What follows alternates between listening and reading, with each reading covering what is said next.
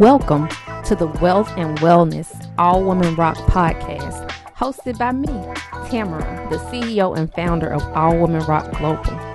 Join me on this journey as we explore topics, conversations, and interviews related to wealth and wellness. Let's get started. All right, everyone. Thank you so much for joining us back with the Women in Podcasting Summit. I am here with the beautiful Katie Kremitzos from the Women's Meditation Network. Thank you so much for joining us on today. Oh my gosh, thank you so much for having me. Congratulations on the summit. You've got such an amazing lineup of speakers and really beautiful people here who are contributing. It's awesome. Yes, thank you so much. For those that are unfamiliar with Katie, she is the creator of the Women's Meditation Network, a collection of 14 podcasts. That is amazing. They bring special guided meditations to women all over the world. She's a mom of two young girls, loves a good margarita, and wants to save all the animals in the world. She has over 100 million downloads with her Women's Meditation Network.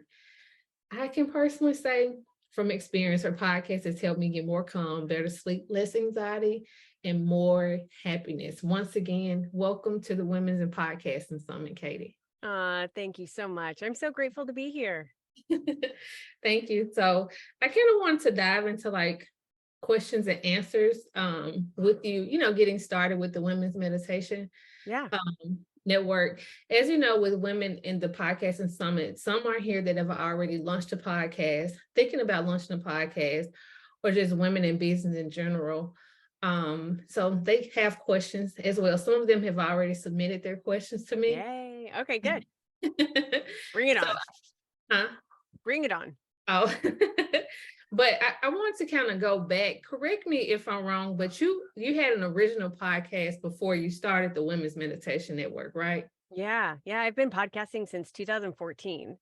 Okay. Which means I'm sort of like a great auntie in podcasting. Not really a grandmother yet, but yeah, I've been around for quite some time. And back then it was a business show. It was called Biz Women Rock. And it was kind of what I think a lot of us who step into podcasting, this is generally what our podcasts look like. It was an interview show.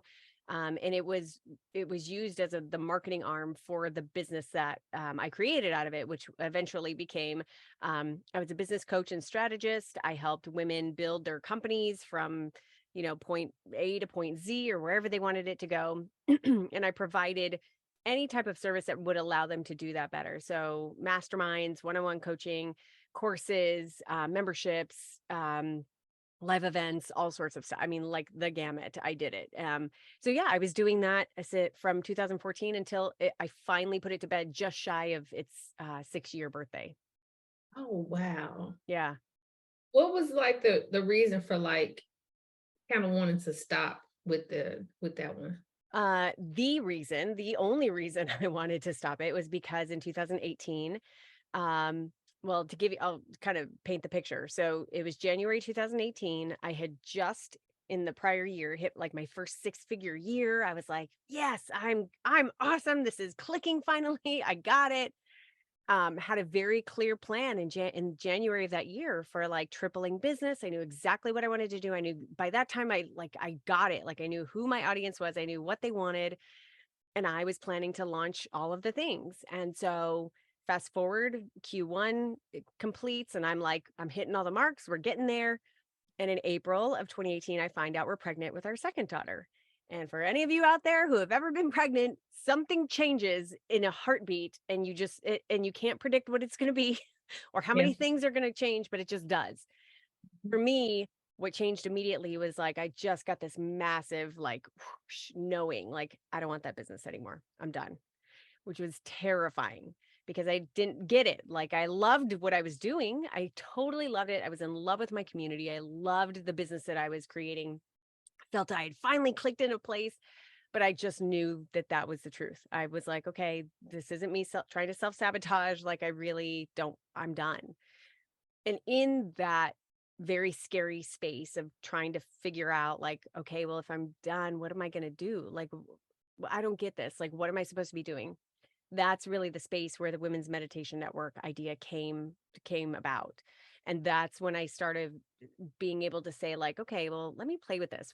What could it be? What could this thing be? And if I were to go forward with this, like what kind of check marks does it check? Like what would this do? And so that's when this whole network was really born. This whole idea was born, and that was 5 years ago. And I didn't immediately say goodbye to that business. It took me about a year and a half of sort of trailing it off and doing both. And so like for about a year and a half, I was managing two businesses, two babies, and doing all the things, and finally sort of putting one to bed and being able to go full force with the other. So Wow, that's so inspiring.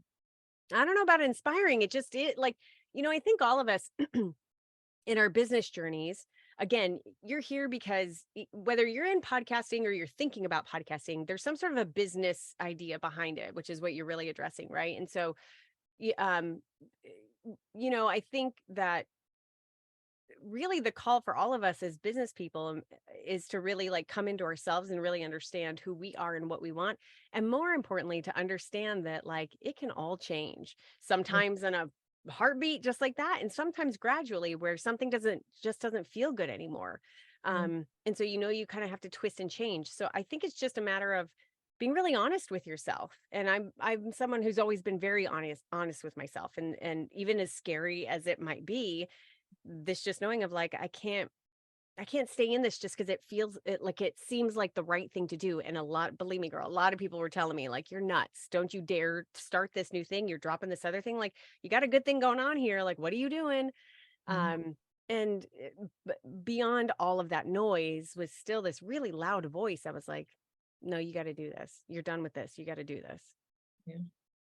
I say it's inspiring because I know for myself and I know other women that sometimes we don't even respond to that little nudge and we I know what know. is working. What we have is no longer serving us. And it's just like, I don't know if I want to take that risk. I know. It's Yeah. scary. It's Yeah. so scary. But I feel like I've been really lucky that I've had a lot of practice listening to that voice. And Mm-hmm. then more importantly than listening to that voice is taking action on that voice. Like Mm-hmm. I was raised by really awesome parents who raised us to be pretty darn independent and making choices for ourselves, right? I feel like they had to. There were six of us, so they were just like, "Oh my god, I don't care. Do whatever you need to do." um, but I feel like I literally have a very distinct memory of like being 18 and making some serious adult decisions for myself at the age of 18, and in calling up my parents and asking for advice. What do you think? I remember the very clear communication was like, you know what's best for you. Do it, follow your heart. Everything's going to work out. Yeah. And I imagine that now as a parent going, oh my God, do you know how hard that was for my mom to say or my dad to say, like Yeah. to let me do it, to let me make the decision, take all the responsibility and figure it out. And and at the age of 18, I was making really big adult decisions like that. So I have flexed that muscle a lot. I'm 44 now. Like I have flexed the muscle a lot to a know to listen and to Mhm. hear. And I have a meditation practice, I have a journaling practice, I have practices that allow me the space to practice listening to that voice. But then also again, more importantly, like what am I doing to act upon it? And I have a lot of muscle memory there to know that I could literally, and I have, do a complete 180 from what I have been doing yesterday, and I'll be okay. Like I'm going to be okay. Mhm. I know I've had experiences with women before, and this was me previously that they don't know how to, or myself, we don't know sometimes how to listen to that voice that's within us because sometimes we've had so much failure, we don't trust ourselves anymore. Yes. Mhm. That's a really good point, a vantage point of why you don't listen to that voice. There's a gazillion reasons why we don't listen to that voice, right? So from that perspective, I really just want to say that this is one of the reasons I think women are so special. Like the amount of intuition and knowingness and connectedness we are engineered with is really magical. And there's also a gazillion reasons why that we're told or we're taught or we practice not listening to that, right? So on that particular reason is like, oh, I've failed so much. I don't know if I should listen to myself, if this is going to be the next big thing, or if this is just yet another one of the things that I'm going to try and fail at, right? To that point, I feel like it's twofold. Number one is it's this dismantling of failure, because I would stretch to say that in all of your failures that you've had, this, because the exact same truth is for me too, they've all taught me something, right? And they've all gotten me to the next place and helped evolve me to this next version of myself that now is sort of standing at a new place, and I'm ready to make a new decision based on what I've learned, right? And so, for me, it's just a matter of like, I could have very easily said that about myself, because I have been on this entrepreneurial journey for about 14 years now. And nothing I did before this really clicked in the way that this is clicked. And so I could have very easily told myself, and I did, like I had those thoughts back then at that transitional point of like, am I sabotaging myself? Is this just the next glitzy, big thing that I'm gonna go after and I'm gonna fall flat, or not even that I fall flat on my face. Is it gonna just like poof, like do its next thing? And now I've wasted another couple of years doing the next thing, right? And so I sort of had to just like sit with all of that stuff and really tune into like, is any of this true, or does this feel really good? And the truth of the matter is I didn't know if it was true or not, but I knew the knowing of I have to do this and I do have a clear vision of it is strong enough that I have to listen to it and just let all that stuff go by the wayside. And guess what? If this does become another quote unquote failure, well, at least I've become somebody who's lived through that, who's learned from that, and now I'm somewhere else that I need to be. And I really, truly, and I would imagine you agree with this too, I can look back on all these failures and see how they've all lined up perfectly to lead me exactly to who I need to to do this that I'm doing right now. Yep. Yep. You are so right. You're right. Yeah. I agree. I would kind of want to talk about when you launched the Women's Meditation Network. I know that you currently have 14 now. Which one Yes. was the first one that you started with? Yeah. It was the original Meditation for Women. Okay. Um, and I launched that show. It was July 2018. Um, yeah, very much like, let's see what happens. Yeah. Okay. So what meditations did you offer in that one? Um, my approach here, so it's important to sort of paint the picture of the landscape. So I knew enough, I had done enough research in the podcasting space to know that, like, I knew what my landscape was. I knew what the niche looked like, meaning if I went in 2018 and typed in meditation and women, only one podcast existed. Only one, right? And I was like, I can't believe this 2018. I can't believe that there's only one. And so part of me knew that there was an enormous opportunity there. I knew I could totally, I knew I had a lot to contribute to this space. So my attitude with that very first one, what even though like I knew like this is going to be a network, I know I have a ton. I think I brain dumped on like 25 or 30 different types of podcasts that I could have. But I was like, let me just launch one. I'm pregnant. I have a toddler. Like I can't even, I have another business. I can't even fathom, two at this point. So let me just do one. So my intention with that one was to be kind of a catch-all. So if I'm as broad as meditation for women, what kind of meditations could I have? I could have sleep meditations. I could have meditations about confidence, about self-love. I could have meditations about quieting your mind, really ultimately about all these things that I wanted to tell women that, and I feel like you and I have very similar missions in this, in that like I want to have these words in this experience, make sure that they hit the heart of the woman who hears, I am enough. I have everything I need within me. You got it. Go for it. Take the risks, dismantle the fear, those things, like quiet the thoughts so you can hear your voice, like that kind of stuff. So that's what it started out with. And actually, that's what it still is. There's kind of an array of everything on that particular show. Wow. I, like I've stated, it has helped me tremendously. Listen to your podcast. I'll get to a point eventually where I'm able to share, but in October of last year, I was just like numb and just kind of went on day to day, just how am I going to make it? How am I going to be a mom to my kids? And just being able to look at your podcast and see a wide variety of like, okay, this is going to help me go to sleep. And it truly, truly has been a heaven sent for me with Mm, just like, you got this. And just being able to take it one day at a time, because I know as women, we have so much up here and family and kids and drop offs and soccer and just like I can only focus on one thing at a time, and just being able seriously. to calm my mind and listen to your podcast has really, really been a amazing heaven sent for me. Oh, thank you. Then that literally, that's exactly why I do it. Cause I'm like, I feel that. I know other women feel that. Yeah, And I know that this tool of meditation done in a really special way can be yeah, really powerful. So I'm so grateful for that. yes. Do you often get like reviews or people reaching out to you with those stories? Yeah. And they vary as far as like what the impact has been, but it all distills down to the same thing. Like either something like that, like, wow, like these meditations have been my only sacred space for myself, and they've been so special and magical. Also, like I feel like you see me because you're saying these words that like I didn't know other people felt, but you feel them obviously. Which is I think a special gift of mine is wanting to universalize the kind of experiences that I have and wanting to be able to share. And then also, like, I get, which is incredibly special. I get this comment a lot about, like, you are the mother voice that I never had.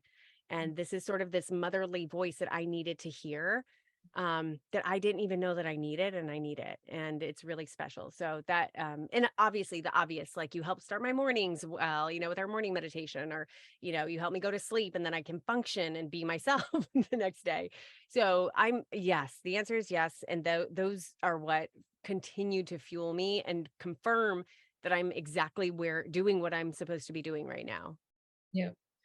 When with with podcasts, and sometimes it can be a slow journey, or for some others it can be pick up pretty fast. What was like, as far as like your download growth or listeners was like, oh, Yeah. this is working? Yeah. Well, the interesting thing is I have two very different case studies to pull from, right? So I have Biz Women Rock, which was what I would consider like a slow growth, and then in a hustle. And then the Women's Meditation Network, which was different and unique and sort of like took off from the get-go. With Women's Meditation Network, so Biz Women Rock, back in sort of like the good old days or the olden days of podcasting, there was a lot of intentional marketing that I was doing on the front end to sort of like get seen on all the podcast players and all that sort of stuff. So it grew quick, but then like kind of like just leveled out. And so we were, after 6 years of podcasting, we averaged about like 5,000 downloads a month, which is very respectable, supported a very healthy business for me. And so knowing those numbers, I went into Women's Meditation Network, and by the third month, we hit 5,000 downloads for the month. And I was like, okay, universe, I guess I am on the right path. And that's sort of what I've always used the download numbers for. Like, am I still where I'm supposed to be? Because it's just like one of the many metrics that, can really confirm, yes, I'm exactly where I'm doing what I should be doing, or where else should we be. So that was kind of a really big milestone moment. And then, so that was October 2018. March of 2020, if you remember, was the beginning of all the pandemic craziness. And I was already by then putting out meditations about COVID, about the uneasiness of that, because my husband was feeling it. Like everyone around me was feeling it. And so I was like, I've got to put this stuff out there. I'm not, obviously, like, this is worldwide. I'm not the only one feeling this. And then obviously in March, I put out a bunch of them. I still only had the one podcast back then.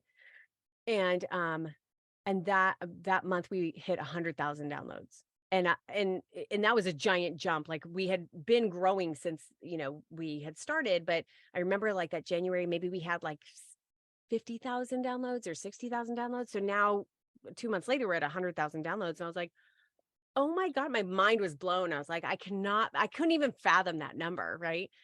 And so that was another milestone. And I feel like 2020 was a pretty pivotal year, because that was the year that simultaneously I started that year having let go of Biz Women Rock. So I was completely done with that. No responsibilities there. My kid was now a year old, so I was like kind of out of that initial 1 year mommy fog. And I sort of like had my wits about me and I could like now focus just on the podcast. And then the pandemic hit and I just felt like, okay, there's this wave coming and I better get on my damn surfboard because I plan on being on the front of that wave. And that's really what happened. And so the growth came from a couple different things, but very specifically like growing new shows. And I had to really check my mentality about that because, one show is this amount of work. So two shows must be double the work. And then 10 shows must be 10 times that work, right? So I really had to really check myself on that limiting belief and say, no, I could do two shows and it doesn't have to be double the work. But how am I going to, how is the question? How am I going to do all this? So the second show I launched was sleep meditation for women. And that literally was because I used meditation for women as this giant science experiment and would constantly look at my analytics and my download numbers. And I would see a lot that like, okay, 8 out of the top 10 episodes are all sleep related. So eventually I was like, I've got to have a whole sleep show at this point. And so, back then it was like, well, how am I going to do this? I have a 1 year old and a 4 year old, and like we're in like it's lockdown. Like, how am I going to do this? And so I decided, okay, I'm gonna just seed it with all the other episodes, like 20-ish episodes that I have already, do once a week. And then by the time it comes time for me to have to make new content, maybe I could put out like one a month.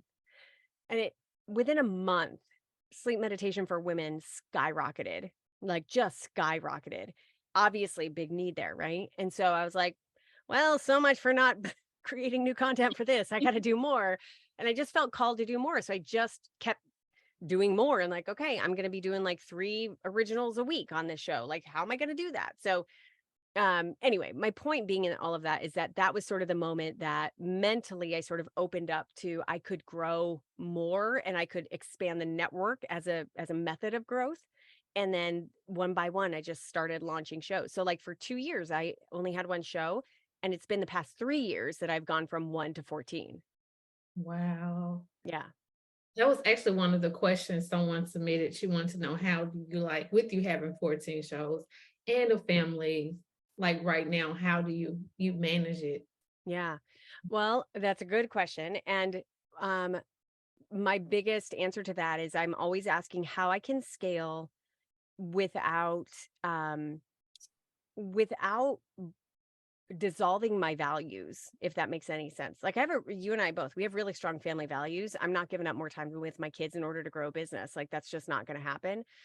And yet I also refuse to believe in the fact that I can't grow and be hugely impactful, reaching millions and millions and possibly billions and billions one of these days of women, um while I have to give up family time. I refuse to believe that dichotomy. So but the pressure's real, very real. And so it is an enormous amount of time management, energy management, managing when is best for me to do things. My values are on my calendar, meaning that like if I say that my family's important to me, like I'm really good at I'm really bad at what do they call it? Like doing two things at once. Yeah. Whatever the Multitasking. I suck at it. I'm horrible at it. I'm constantly stressed out because I'm not fully here and I can't really listen to you here. And anyway, so it's like if I'm momming, I'm momming. Like I'm not working. If I'm working, my kids are away from me. They're not even in the house. Like I don't want him here. I want to work. I want to be in that energy. So it was for me, it was really it has been from the get-go establishing what are my values and then how am I going to build a company and a working culture around those values. Yeah. Practically speaking, though, I want to be very clear. Every podcast that I've launched has been very strategic in the sense of how can I do this? Everyone, I think it was like the first 4 or 5 definitely were all 100% me. And then it was like, I built up to this capacity where I was like, I have no more capacity. So how? I still want to grow. So how am I going to do that? And so it became a matter of there were a couple different strategies. One is sort of the obvious, like, okay, I need to hire other people, right? I need to hire other people to write, other people to voice, other people. I mean, I haven't done production myself the whole time, but like another producer, right? Like I need to hire some stuff out.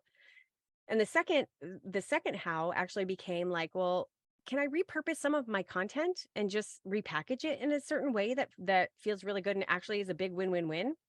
So we have a couple shows out of those 14 that is 100% repackaged content. It is not like they're not, I don't consider them what I would say originals.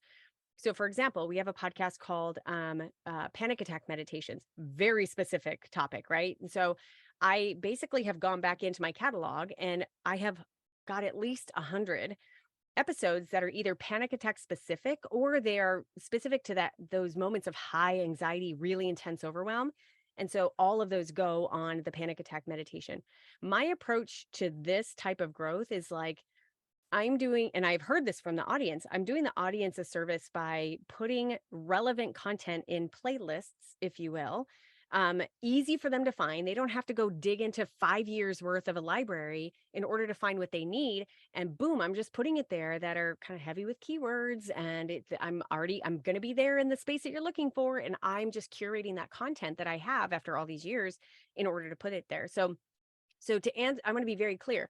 These 14 podcasts are not 100, like they don't each have their own scripts, their own voice. Like I'm not doing every single piece of them. And some of them actually we're just repurposing content. It just takes, my operations manager to program it and to put it here and to go there. So I actually don't do anything for it. So and those ideas have only come about because I've asked that question, how? How can I do this? How can I completely bust through that limiting belief that I can't grow and have littles at the same time? I can, and how can I do that? Oh, is there some way where I can, take the content I already have and put it somewhere? Yes, I can do that. And that would be really beneficial, right? So yeah. So I would just encourage everyone to always ask those questions like how can I do it? You're so right. And I feel you on the multitasking. My kids often make fun of me because if we're in the car and they're asking me a question, I'll turn the radio down. Like, why you turn the radio down? I can't listen to that and hear you at the same time. Same. I Oh my feel gosh, you I'm on the same. that. I turn into a frustrated mess. I'm like, I don't know. Who's that? You just 12 of them are asking me for one thing. Right. Hold on. Yes, so I definitely can relate to that. One of the other questions that one of the All Access Pass members wanted to know, with the Women's Meditation Network being so huge, have you thought about expanding to possibly live events or live show? Oh, that's a good question. Yes. The answer is yes. I've thought about that since the get-go, especially because I've had experience doing live events. Um, in the first couple of years, I did not want to. Like I came from a business model that was very heavy on live events. And so I was like, I don't have it right now. I need to be with these little babies right now. It's been in the past 2 years probably that I've actually reconsidered like, okay, is it time for a retreat, a meditation retreat? Is it time for some other type of live event or, an event where I can bring listeners together and do live meditations and have this really big impact? So it hasn't been a big enough yes yet, but it's getting there. I can feel it. So yes, the answer is it's coming up and it's been bubbling for a while. Yes, I will most definitely Eh, be there and be a part of that. Yay. For those of us that want to monetize our current podcast community, can you share more about like the premium offers that you have and the meditation bundle? Yes.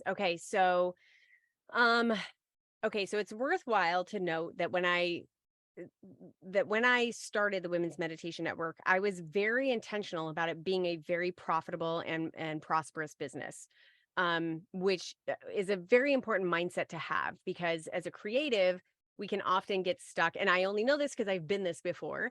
It took me a while in the Biz Women Rock years to actually be okay with making money and making a business out of it. And anyway, so I say that now because if you don't already have that mentality of like, yes, it is okay for me to have this be a very prosperous business and I want to do it very intentionally, then there's some work there. Now, from that being said, I also gave a lot of thought about what type of business model that I wanted to create. And so I had all this experience doing very hands-on services like high ticket item type of things, right? Retreats, high-end coaching programs, all this sort of stuff. So I kind of went into this business knowing like that's not what I want to do right now. What I want to do is do a more traditional media company that required an enormous amount of downloads and numbers in order for sponsorship and ad dollars to make sense, right? And that was scary in and of itself. But I was like, I don't care. I'm going for that. Because that to me seemed more passive than actually doing a a high touch kind of an offer. So as my business model lies right now, here's how it looks. A good portion of the revenues that we have come from ad dollars. And so my number one call to action is always getting more listeners, more listeners, more listeners, because more listeners, A, means a better and more impact to the women listening, but also means that more and more advertisers are interested in coming to me, and they're interested in buying more and more of those of the ears, right? Of those ad spots. So that's one big thing. And even in that advertising kind of bucket, there's a couple different types of advertising. There's host read ads that I can do. There's programmatic ads that I can do. There's all sorts of creative things that I can do in there. So that's sort of one of the biggest things that I do for revenue. The other thing that I have now is a premium membership. I know you had mentioned that too. So I offer a premium membership that allows people to listen without ads. And so there's technology behind that, all that sort of stuff. To me, it was sort of my first precursor to, should I have an app? And let me experiment with this tool first to see if enough people would want ad-free content. So that's been really good. That's been a good source of revenue. And then what I had done since the beginning that is sort of morphed over the years is doing these bundles, like the woman had asked. So what I got clear on was that my meditations themselves are the product. And so the question that I still always ask am, how else can I package my meditations? How can I package this so that people will buy? So that I can offer it to people in a way that where they are, because they're not all on podcasts. So how can I offer it in a different way to different markets, all that sort of stuff. So I have some bundles, just a handful of bundles where it's like the peaceful sleep bundle. And it's like, 10 different sleep meditations, or the morning bundle, or the daily affirmation bundle, or what have you. So I have a lot of those, and they do okay. It's probably a couple $100 a month. But what I started doing just a couple months ago was actually like making each individual meditation available for purchase for like 99 cents, on Apple or what have you. And I haven't really seen those numbers come in yet, because there's always like a delayed thing, but that's just another kind of like variation of that. And then another part that we have now is what I call you, like, where else can I put my content? So I actually partner with a couple different meditation apps where I am the contributor or the coach or whatever verbiage they use. And then I get paid based on how many of their people actually listen to my meditations. So, some of them are just, I don't know, under $100 or something a month, and some of them are pretty lucrative on what people are listening to. So that's another option. And then there's just a lot that I haven't dug into yet, that I just am like just now sort of like, okay, what are we going to do about this particular product and this particular product and this program and all sorts of stuff. So there's a lot I don't do, but that kind of gives you a general, I think, description of the business model that I do have. Yeah. Thank you for that. Also, when you kind of were mentioning about how you have the different podcasts where it is the daily affirmations and the morning meditations, that's one thing that I absolutely love about it, because I listen to podcasts a lot. And with yours, I can easily find what I'm looking for versus just scrolling up and Yes. trying to find it. So that is very helpful, just being Yeah. able to have those different categories. Good. Good. It's working. Yeah. What advice, this was another question that we got, what advice would you give to someone that may be struggling with their downloads? Um, well, the very first thing that I would say, as a little bit of tough love, because I've had to tell myself this before, which is whatever you've been doing has not been working. So, in order for things to change, you need to change. So that means, what can I do that I haven't done yet that might be a little creative?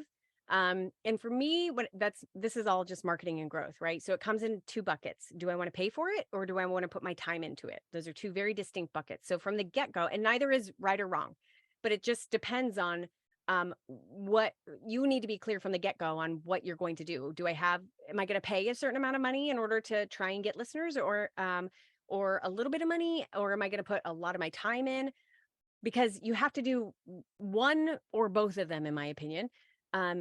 From the perspective of Women's Meditation Network, just by nature of where I was in my life then, about to have a baby with a toddler, I knew I wanted to spend more dollars than had time to spend. And that doesn't mean a lot, but from the get-go, I was like, okay, how can I spend $100 a month? How can I spend $500 a month? Whatever that might be, right? So what I would do in advice, I'll share with you a couple of things that we did, but what I would do for anyone listening who's just like, hey, my downloads aren't growing. I would ask yourself what you could do, how you could spend time and how you can spend dollars in order to expand your audience. And then the second question is always like, who else has my audience? Who else has the ears of my audience? So to really identify two of the biggest growth tools that have worked for us.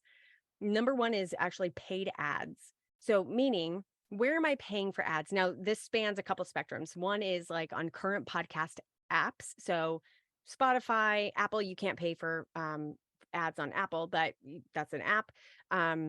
Podbean, Castbox, Castro, Podcast Republic. Like there's a gazillion, most of us know the two apps, right? But there's a gazillion different podcast apps, and many of them you're able to actually pay for listens. You're paying for like some sort of a banner on there so people can click through and listen and become a subscriber. And most of them have really good analytics, meaning you can spend, the very first ad I ever did here was $75 on Overcast. So we're not talking a lot of money. And it was enough for me to experiment and see like, okay, for $75, I got X amount of subscribers and X amount of downloads. Was that worth it to me? And if so, let's do it again. And if not, let me try this one over here. So paid ads, not only on podcast apps, but also like on Facebook, like where on Instagram, like where else can you pay to have your billboard out there in front of people who are ready to click and press play?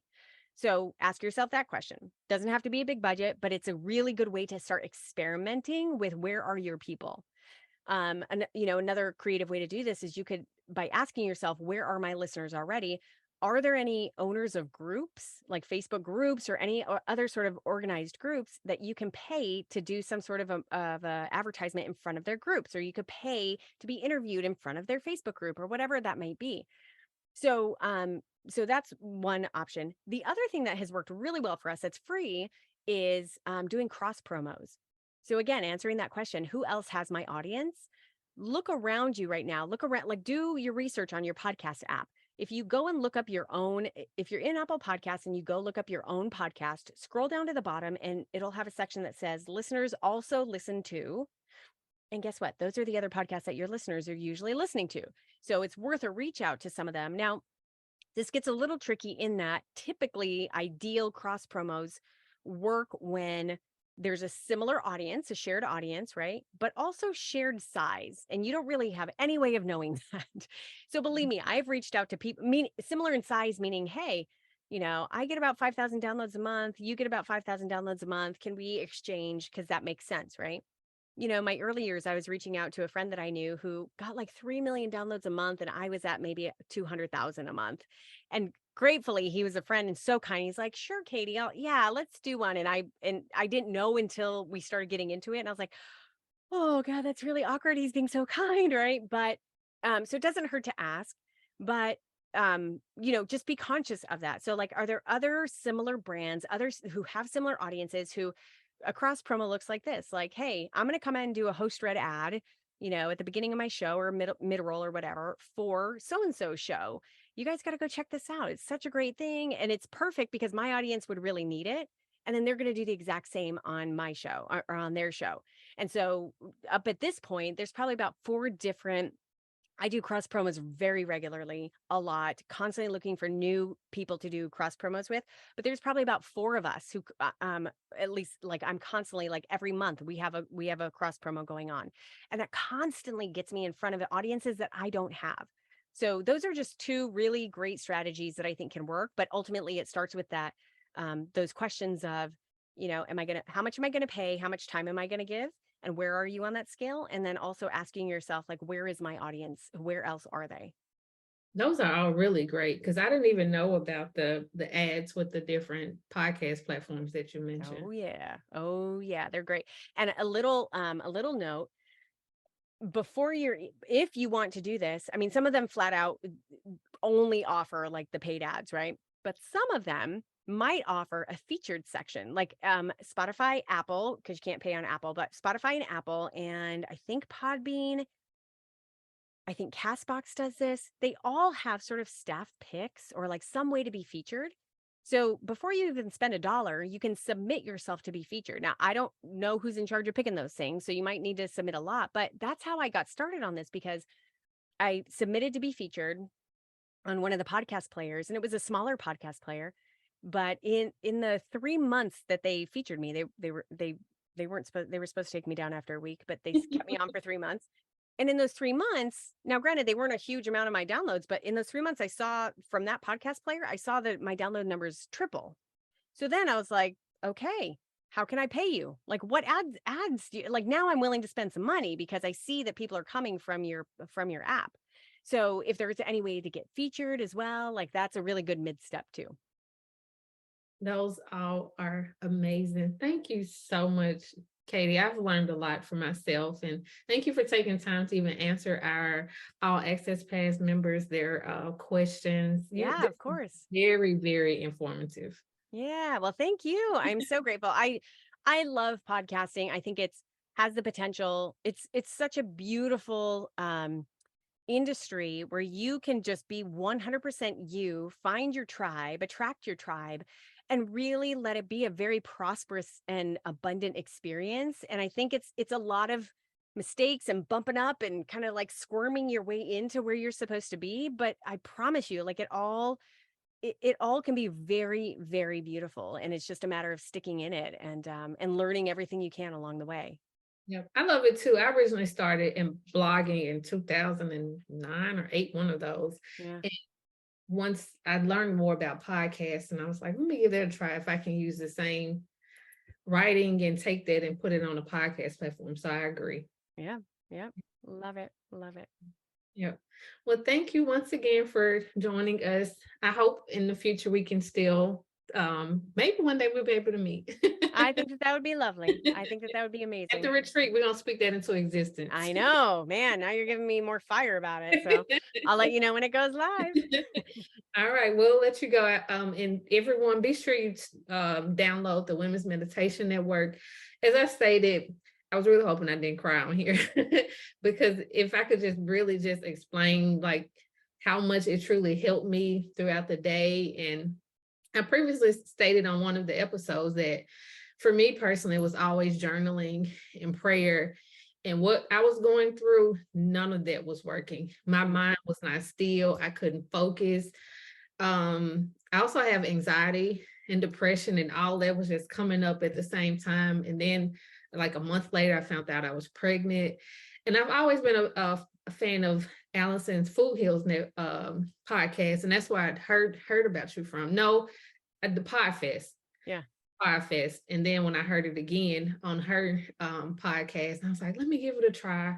Yeah. I was like, I actually ended up falling asleep listening to it. And I was like, okay, I'm listening to it in the morning, and it kind of helped me get through the day. So it was helpful. It grounded me Yeah. to help me each and every day, just being able to take that one day at a time. Like, you got this. Shit is crazy, but we got this. Yeah. Yeah. Oh man. Yeah. I'm so grateful. It feels like I'm so so grateful that I feel like a part of me has been with you on that journey and continues to be. Yep, it is. And Yeah. it's very helpful. Your voice, I hear your voice going to sleep and waking up. Oh, I love it. I love it. Thank you so much, girl. I'm so so grateful. All right. Well, I will let you go. Thank you once again for joining us on the Women in Podcasting Summit. Of course. All right.